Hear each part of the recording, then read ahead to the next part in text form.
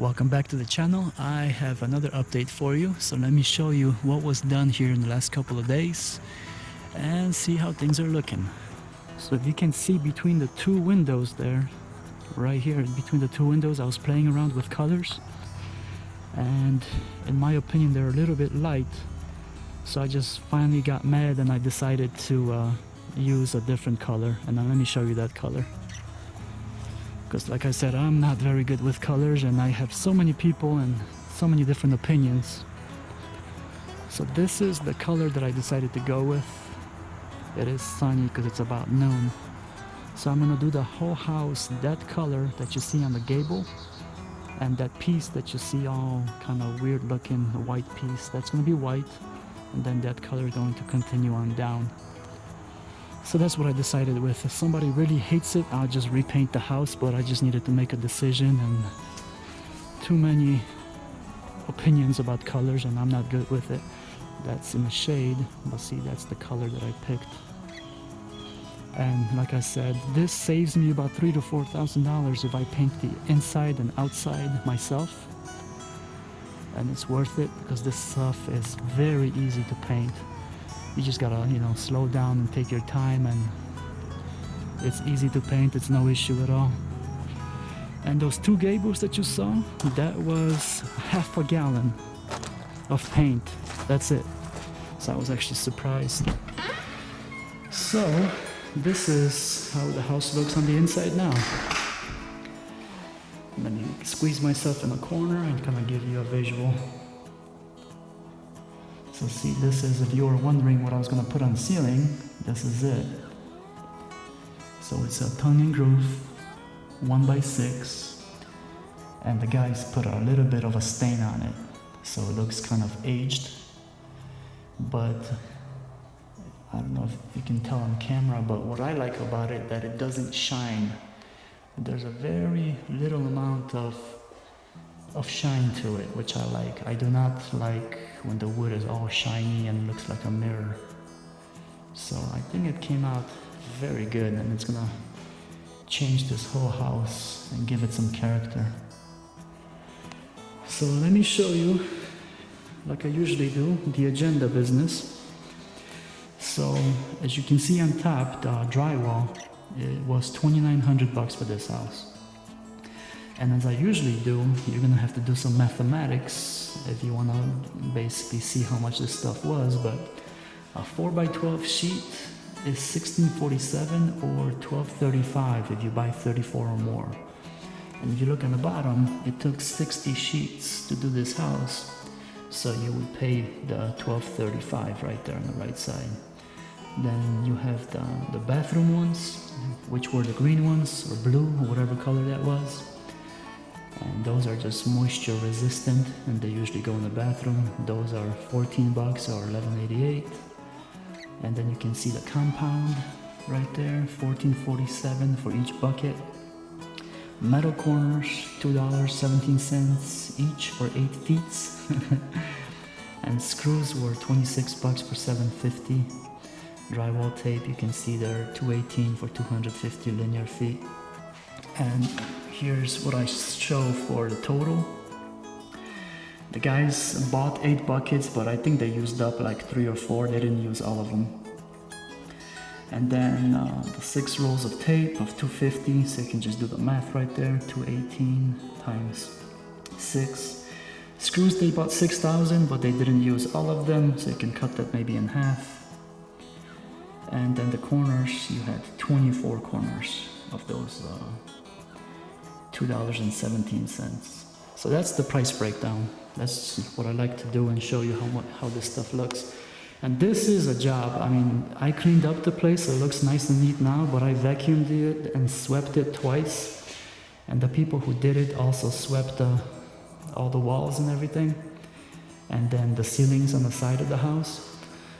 But I got a lot of respect for people who do drywall, because this is one messy job, and to be honest, that's not something that I would ever want to do. It takes a lot of skill and patience to do it right, but they did a very good job. So let me give you the tour for the rest of it. See, this one I was playing around with colors again, and the color on the right, that one is what I'm gonna go with, because I think this one is just a little bit too, well, it's kind of hard to see anyway, a little bit too more aggressive. I don't know how to say that, but so that's how that looks.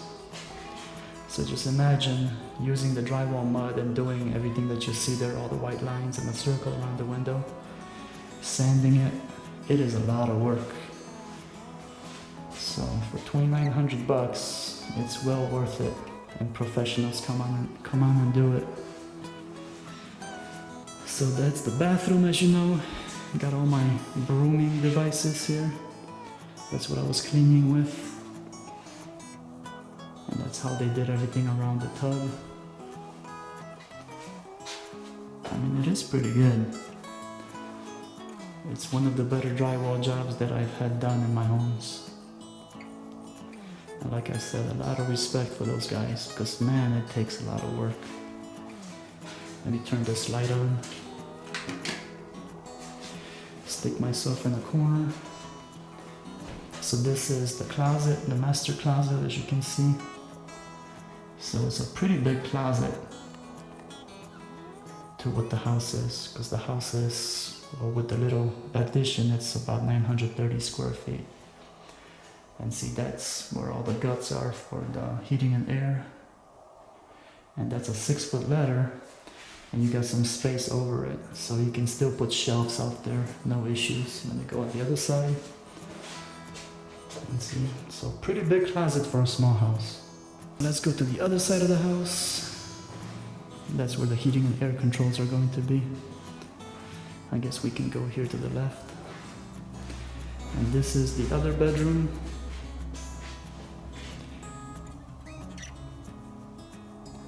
So this looks a lot cleaner, believe me, for what it was. If you ever seen a drywall being done, boy, is that stuff messy. That is one big mess. The biggest mess probably in the construction process.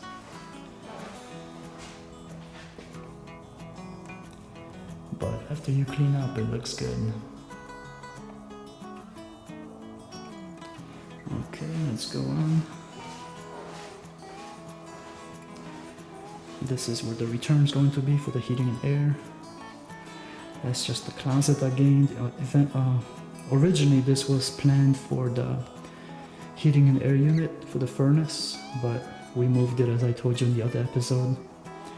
So see, here's the blue stuff. It's all mixed in with the regular stuff, but around the tub is the blue stuff.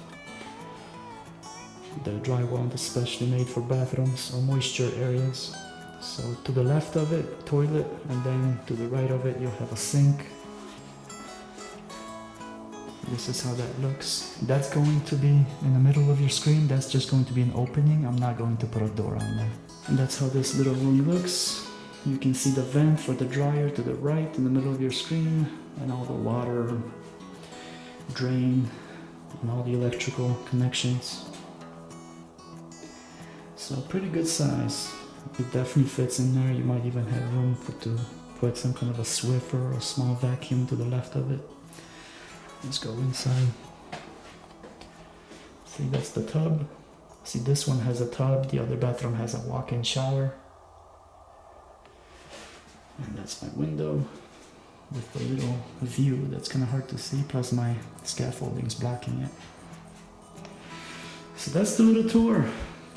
Today my plan is to start painting. So the next episode you're going to see is going to be, I don't know if it's going to be painted, the whole thing, or if I'm going to put the floor down right away. I guess we'll play it by ear and see how it goes. But you can kind of see how this looks unpainted and unfinished. And as I said, it's 2,900 bucks. That's how much it was. The house previous to this, it was a little bit bigger because it was almost 1,000 square feet, and that drywall job was almost 3,400. It was like 33 and 40 or 60, I can't remember, but it was almost 3,400 bucks.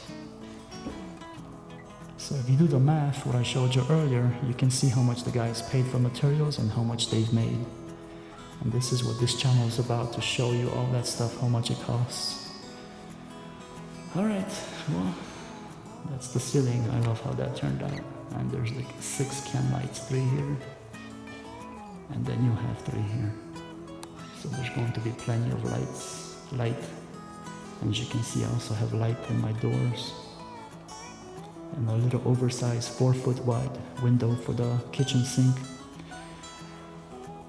So that'll be it for this episode. So thank you very much for watching, and I will see you guys next time. Take care.